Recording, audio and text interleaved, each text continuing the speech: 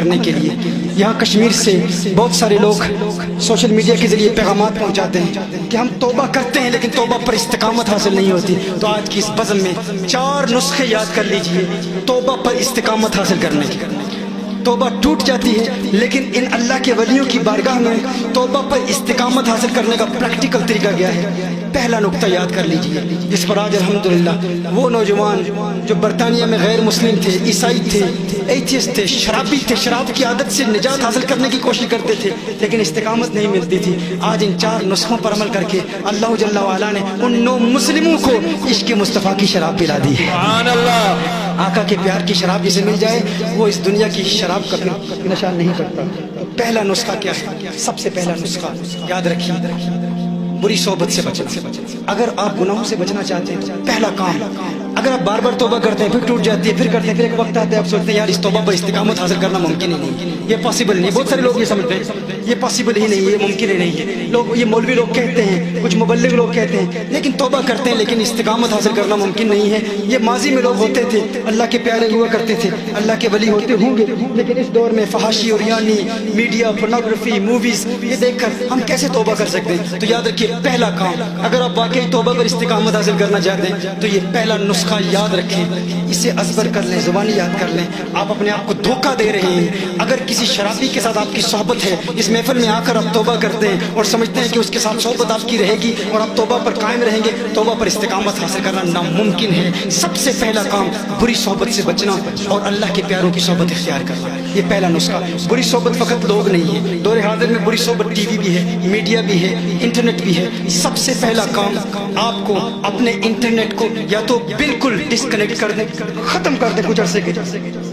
اگر یوتھ ہمارے نوجوان کہتے ہیں پاسبل نہیں ہے، یونیورسٹی کا کام ہے، دیگر ریسرچ کا کام ہوتا ہے، تو اگر ایسا کام ہے تو یاد رکھیں جب انسان کوئی مووی دیکھ رہا ہے پہلے انسان انٹرٹینمنٹ کے لیے دیکھتا ہے، اس کی سٹوری دیکھ رہا ہوتا ہے، پھر رفتہ رفتہ کوئی ایسا سین دیکھتا ہے اس کا مائنڈ ٹریگر کرتا ہے. جب مائنڈ ٹریگر کرتا ہے وہ اس کو پوز کر کے شاید کوئی اور مووی دیکھے، شاید اس سے بھی بری مووی دیکھے اور پھر وہ انسان کسی بڑے گناہ کا ارتکاب کرتا ہے. تو ایک چیز دوسری چیز کو ٹریگر کرتی ہے، دوسری تیسری کو کرتی ہے اور یوں یہ شیطان اور نفس کے حملے ہوتے ہیں. تو سب سے پہلا کام یہ ہے کہ اس سے بری صحبت فقط انسان نہیں، دور حاضر میں بری صحبت وہ انٹرنیٹ بھی ہے، یہ موویز بھی ہیں، ان سے آپ بچیں. لیکن اگر آپ سمجھتے ہیں کہ آپ انٹرنیٹ کے بغیر گزارا نہیں ہے تو پھر یہ کام کریں، آپ اپنے کمپیوٹر کو یا اپنے موبائل کو، اپنے پی سی کو یا اپنے لیپ ٹاپ کو آپ فقط اپنی لیونگ روم میں رکھیں یا اپنے کچن میں رکھیں، وہاں رکھیں جب آپ کے جہاں آپ کی فیملی کے ممبرز آتے جاتے ہیں، ان کا آنا جانا ہو، وہاں سے گزر رہے ہوں تو آپ کوئی حرام مووی پھر نہیں دیکھیں گے، بدنگاہی کا ارتکاب نہیں کریں گے. یہ ایک اس کا حل ہے. سب سے پہلی بات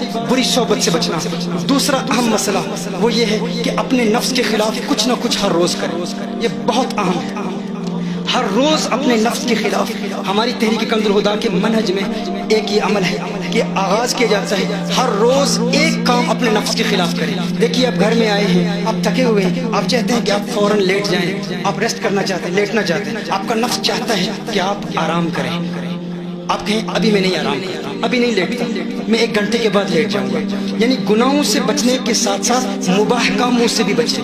کچھ نہ کچھ مباح کام، مباح وہ ہوتے ہیں جس کے کرنے میں ثواب نہیں اور نہ کرنے میں گناہ نہیں. مباح کام، جائز کام، کچھ جائز کاموں سے بھی بچتے رہیں. آپ چائے پینا چاہتے ہیں، اب ہم یہاں آئے ہیں، کشمیر کا قہوہ بہت مشہور ہے، ہم پیتے ہیں، بڑے شوق سے پیتے ہیں.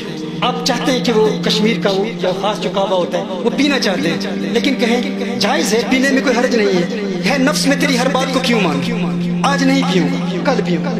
آپ چاہتے ہیں بریانی کھائیں، کہ نہیں آج روٹی کھا لوں.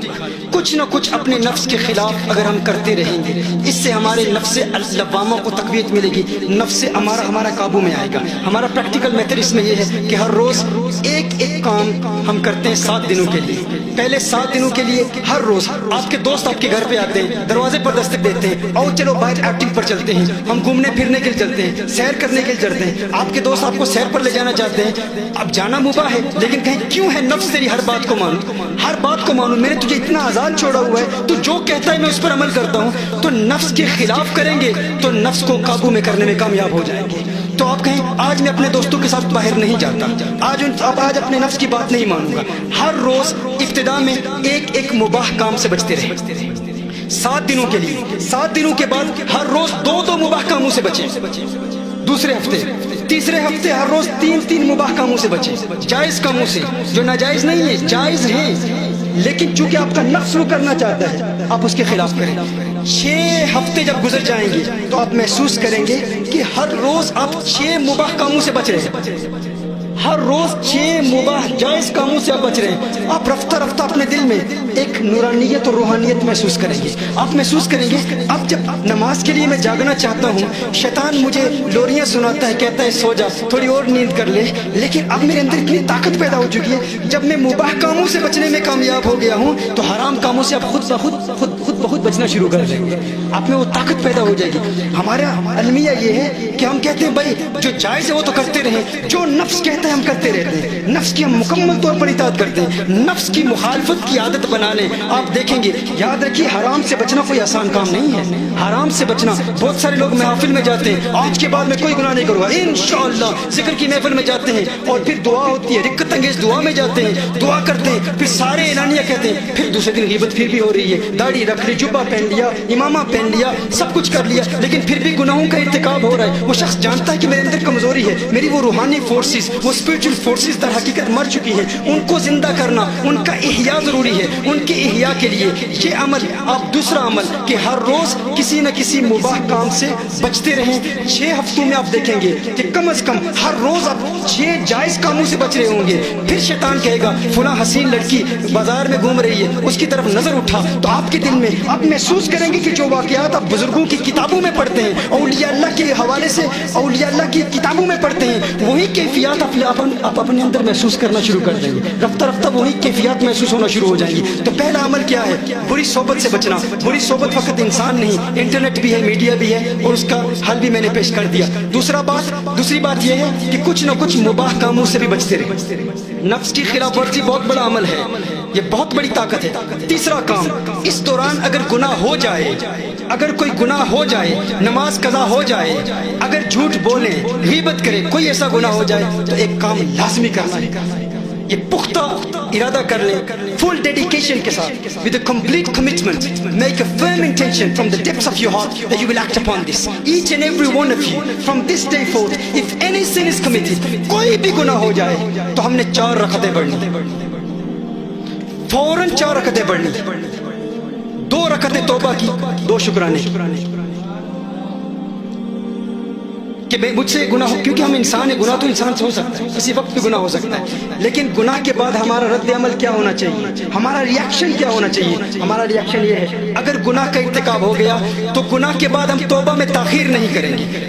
اب گناہ کے ارادے سے توبہ نہیں کریں گے, یاد رکھیں ارادہ پختہ ہوگا کہ ہم آج کے بعد اللہ کے کرم سے گناہ نہیں کریں گے, لیکن فوراً ہم نے 4 رکعتیں ادا کرنی. برطانیہ میں ایک نوجوان تھا, میں نے اسے یہ کہا, اس نے کہا ٹھیک ہے میں عمل کرتا ہوں. فل ڈیڈیکیشن کے ساتھ اس نے اس پر عمل شروع کیا. اس نے کہا پہلے دن میں نے 40 رکعتیں پڑھی, پہلے دن 40 رکعتیں پڑھی, یعنی آغاز 40 رکعتوں سے ہوا, یعنی 10 گناہ اس نے کیے. 4 رکعتیں گناہ کی تو 40 رکعتیں اس نے پڑھی. کہا اس کے بعد رفتہ رفتہ دوسرے دن اس سے کم 36 ہو گئی, پھر 32 ہو گئی, پھر آہستہ آہستہ کرتے کرتے اب کہتا ہے کہ اب مجھے کوئی رکعت پڑھنے کی ضرورت نہیں ہے. کیوں؟ کیونکہ شیطان, دیکھیے جب آپ گناہ نہیں کرتے نا تو اس سے شیطان کو بہت تکلیف ہوتی ہے. ہاں, شیطان کو بہت تکلیف ہوتی ہے. جب شیطان آپ کو کہے فلاں گناہ کرو, آپ نہیں کرتے تو شیطان کو تکلیف ہوتی ہے, لیکن اس سے بھی زیادہ تکلیف شیطان کو آپ کی اس 4 رکعتوں سے ہوتی ہے. میں نے شان اولیاء بیان کی, اب یہ اولیاء اللہ کا طریقہ ہے جو آپ کو بتا رہا ہوں. وہ دیتے کیا ہے, یہ وہ نسخہ ہے, یہ وہ تحفہ ہے جو آج کی اس محفل میں آپ کی بارگاہ میں پیش کیا جا رہا ہے. اس پر عمل کریں گے انشاءاللہ روحانیت کی دنیا آباد ہوگی, دل کی آنکھ کھلے گی. شیطان کو سخت نفرت ہے اس بندے سے جو شکر بھی ادا کرتا ہے, توبہ بھی کرتا ہے. تو ایک شخص تھا نا, اس کی فجر کی نماز قضا ہو گئی, شیطان نے اسے سلا دیا, فجر کی نماز نہیں پڑھنے دی. جب وہ جاگا تو اس نے 1 سال مسلسل روزے رکھے. 1 سال اپنے نفس کو سزا دینے کے لیے کیا کیا, مسلسل روزے رکھے. اس کے بعد شیطان خود اس کو فجر کے وقت جگاتا, اٹھو نماز ادا کر لو, نماز قضا نہ ہو جائے, کیونکہ شیطان جانتا تھا اب قضا ہو گئی تو شاید 2 سال روزے رکھے گا. शैतान खुद उसे जगा रहा है। तो याद रखें, शैतान को इस बात से ज्यादा नफरत है, अगर आपने अपने नफ्स की कमजोरी की वजह से, शैतान के हमले की वजह से अगर आपने गुनाह कर लिया, लेकिन शैतान जानता है कि गुनाह के बाद आपने शैतान को सजा देनी है 4 रकअतों से, तो शैतान क्या करेगा, फिर वो वक्त आएगा आप गुनाह करना चाह रहे होंगे, शैतान आपको गुनाह करने नहीं देगा। वो रोकेगा कि अगर इसने गुनाह कर लिया तो ये 4 रकअतों से मुझे सजा देगा। तो ये डेडिकेशन जरूरी है कि अगर गुनाह हो जाए, पहले तो मुबाह कामों से भी बचना है। जिस तरह मैंने कहा, हराम से बचना आसान काम नहीं है, लोग दावा करते हैं। सबसे पहले अपने अंदर की रूहानी, वो लतीफ़ा रब्बानी नूरानी जो हमारे अंदर मौजूद है, वो रूहानी ताकत, उसको जिंदा करना है। और उसके साथ साथ क्या करना है, अगर उस दौरान गुनाह हो जाए तो 4 रकअतें अदा करनी है। और चौथा अमल क्या है, रात सोने से पहले अपना मुहासबा करना। एक लम्हे का तदब्बुर 60 साल की इबादत से ज्यादा आपको सवाब मिलेगा। एक लम्हे का तदब्बुर, हर रोज रात सोने से कबल पूरे दिन के आमाल पर गौर करें कि पूरा दिन मैंने क्या किया। पूरा दिन आपने जितने गुनाह किए, उन गुनाहों को याद करके अल्लाह की बारगाह में तौबा करें, या अल्लाह मैं तौबा करता हूँ, आज के बाद तेरे करम से वो गुनाह नहीं करूँगा।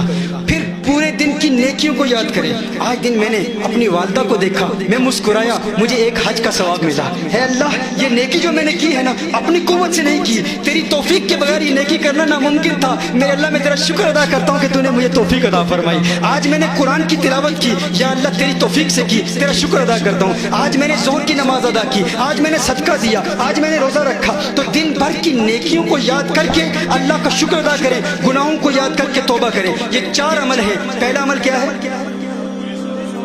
सारे कहेंगे तो मजा आएगा, बुरी सोबत से बचना। दूसरा अमल क्या है, क्या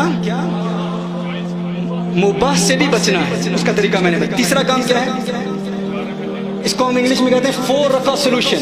4 रका सोल्यूशन, ये तीसरा अमल। और चौथा अमल क्या है, मुहासबा करना, अपने जो ponder over your state, contemplation, ये देखना है कि मैंने आज जितनी नेकियां की हैं उन पर अल्लाह का शुक्र अदा करना। लइन शकरतुम लअज़ीदन्नकुम, अगर तुम उसका शुक्र अदा करोगे नेकियों पर तो वो तुम्हारी नेकियों में इजाफा करेगा। ये एक प्रैक्टिकल अमल। और आपके लिए, कश्मीरियों के लिए ये इंतहाई अहम अमल वो ये कि आप प्रैक्टिकल लाइफ में आप कारोबार शुरू करें, हर बंदा बिजनेस शुरू करे। ये मैंने यहाँ जितने लोगों से बात की है, हर बंदा, हर दूसरा नौजवान वो कहते हैं मैं नौकरी कर रहा हूँ। मैं कहता हूँ कश्मीर में अगर आप चाहते हैं कि उम्मत मुस्लिमा को एक मरतबा फिर उसके उरूज रफ्ता से हम आशना कराएं और वो खोया हुआ वक़ार फिर हासिल करें, तो याद रखना फारूक आज़म की वो तालीम। फारूक आज़म ने फरमाया था, है मुसलमानों, अगर तुमने तिजारत को छोड़ दिया, अगर तुमने तिजारत को छोड़ दिया तो तुम्हारे मर्द काफिर मर्दों की गुलामी करेंगे और तुम्हारी औरतें काफिर औरतों की गुलामी करेंगी। आज हर बंदा, कोई भी स्टूडेंट है यूनिवर्सिटी में, उसका सबसे पहला मुंतहा नजर क्या है, वो नौकरी करना चाहता है। आज भी अगर आप चले जाएं, इसराइल को देखें, जिन लोगों ने इसराइल में वक्त गुजारा, इसराइलियों का हर यहूदी बच्चा वो उसे बचपन में ही बिजनेसमैन बनाने की तालीम देता है। माँ जब हामिला है तो वो मैथ्स पढ़ती है, रियाजी पढ़ती है, मैथ्स पढ़ती है। क्यों? मछली खाती है। हमारे यहाँ सास की झिड़कें और सास की जो गालियां हैं वही सुनती रहती है। क्यों? उसे वो इस वहाँ पर यहूद का तरीकाकारी है, वो उनको एक ऐसा माहौल देते हैं कि हम एक नए बच्चे को दुनिया में ला रहे हैं जो कारोबार की दुनिया में, पूरी दुनिया में छा जाएगा और यहूदियत और सहूनियत को फैलाएगा। लेकिन हमारे यहाँ बच्चा 10-12 साल का हो जाता है, 20-20, 25-25 साल का, बस काम करना है, नौकरी करनी है। अहबाब क्या कार्य नुमाया कर गए, BA किया, नौकर हुए, पेंशन मिली, फिर मर गए। हाँ, यही हमारा मकसद है, यही हमारा मुंतहा नजर है। हमने ये नहीं करना। हर बच्चे को मेरे आका ने इरशाद फरमाया, याद रखे, कुछ लोग कहते हैं हम तो तारिक दुनिया है। भाई तारिक दुनिया अब्दुर्रहमान बिन औफ रज़ी अल्लाह तआला अन्हु से बड़ा तारिक दुनिया कौन था? 527 मिलियन पाउंड्स आज के दौर के उनके पास उस वक्त थे, नबी करीम सल्लल्लाहु अलैहि वसल्लम के दौर। आज पूरी दुनिया में इतना पैसा किसी के पास नहीं होगा। हमने जो हिसाब लगाया उस दौर के मदद, और हजारों बकरियां, हजारों ऊंट उनके पास थे, बहुत बड़े बिजनेसमैन थे। मेरे आका ने इरशाद फरमाया, ताजिरुस सदूक मान नबिय्यीन व सिद्दीकीन व शुहदा, एक सादिक व अमीन ताजिर वो नबियों के साथ है, सिद्दीकीन के साथ है, शुहदा के साथ है। सुभान अल्लाह। تو اگر آپ چاہتے ہیں کہ اپنی نوجوان نسل کو کامیابی دے اور آپ کی نوجوان اور اپنی ذات کے لیے نہیں کمانا، دین کی خاطر کمانا ہے، ایک بڑے منہج کی خاطر کمانا ہے، حامی صاحب کا دست و بازو بننا ہے۔ آج دیکھنا ہے، آج ان کی عمر 40 سال ان کی عمر ہوگی، یہ ایک سب کو کہتے ہیں، پوچھتے ہیں تقریباً اتنی ان کی اپنی عمر ہے، کل جب ان کی سفید داڑھی ہو تو ان کے دست و بازو ہزاروں لاکھوں نوجوان ایسے ہوں جو تجارت کی دنیا کے بادشاہ ہوں، جن کے پاس اتنا پیسہ، اور پیسہ اپنی ذات کے لیے نہیں، اگر اپنی ذات کے لیے ہے تو آپ نقصان پہنچا رہے ہیں اپنے آپ کو، اپنی ذات کے لیے نہیں، اعلاء کلمت الحق کے لیے آپ بزنس کی دنیا میں کامیاب ترین تاجر بنے۔ یہاں باتیں کرنا آسان ہے لیکن پریکٹیکلی آپ اپنی آنے والی نسلوں کو اگر مستحکم اور مضبوط بنانا چاہتے ہیں اور چاہتے ہیں کہ آپ کی بات پوری دنیا میں سنی جائے تو ہمیں فقیر بھی چاہیے، فقیروں کی سنگت اور ان کی صحبت بھی چاہیے، لیکن ہمیں وہ لوگ بھی چاہیے جو سمجھ بھی رکھتے ہیں، جو پلاننگ بھی رکھتے ہیں، جو تدبیر بھی رکھتے ہیں، اور یہ ہم نے آقا صلی اللہ علیہ وسلم کے منہج سے سیکھا ہے۔ اس پر آپ سب احباب عمل کرنے کا ارادہ کریں، آج سے ہی پلاننگ شروع کر دیں، آج سے ہی پلاننگ شروع کر دیں کہ آپ اسٹوڈنٹ لائف میں، آپ جب یونیورسٹیز میں پڑھتے ہیں، جس طرح میں بتا رہا تھا، ہمارا میڈیکل ڈاکٹر کبھی سوچتا ہی نہیں ہے کہ وہ بزنس کرے، اور یہود کا طریقہ یہ ہے کہ وہ جو میڈیسن پڑھتے ہیں ان کو بھی لونز دیے جاتے ہیں، ان کو بھی گرانٹس دیے جاتے ہیں، ان کو کہا جاتا ہے کہ تو میڈیکل ڈاکٹر بن گیا تو ہماری نظر میں تو نکما ہے اگر تو بزنس مین نہ بن سکا۔ اسی لیے تو پوری دنیا میں چھائے ہوئے ہیں، اسی لیے تو آج جو کچھ بھی وہ کہتے ہیں دنیا کی معیشت میں اور دنیا کی کاروبار میں، سیاست میں ان کی بات سنی جاتی ہے، کیونکہ اکنامکلی وہ اتنے مضبوط ہیں۔ آپ اگر استحکام چاہتے ہیں تو میرا آج کی اس محفل میں تمام وہ نوجوان جو سوشل میڈیا کے ذریعے تحریک کنز الہدیٰ سے وابستہ رہتے ہیں اور آج اس عظیم منہج اور جناب حامی صاحب کے منہج سے وابستہ ہیں، آپ سے بھی یہی عرض کرتا ہوں کہ آپ آئیں اور اسے کبھی تصوف کے خلاف نہ جانیں، اگر آپ کی نیت یہ ہے کہ دین اسلام کے لیے آپ کریں گے۔ اللہ جل وعلا ہمیں عمل کرنے کی توفیق عطا فرمائے، جو ہم نے سیکھا اس پہ سے سمجھنے اور اس پیغام کو پورے عالم میں پھیلانے کی توفیق عطا فرمائے۔ پھر شکریہ ادا کرتا ہوں ہم اپنے عظیم اسکالر، عظیم شیخ جناب غلام رسول حامی صاحب کا کہ انہوں نے ہمیں مدعو کیا۔ اللہ جل وعلا آپ تمام کی حاضری اور بالخصوص جو عرب سے شیوخ یہاں پر آئے ہیں، اللہ جل وعلا ان تمام کی حاضری کو قبول فرمائے۔ وآخر دعوانا ان الحمد للہ رب العالمین۔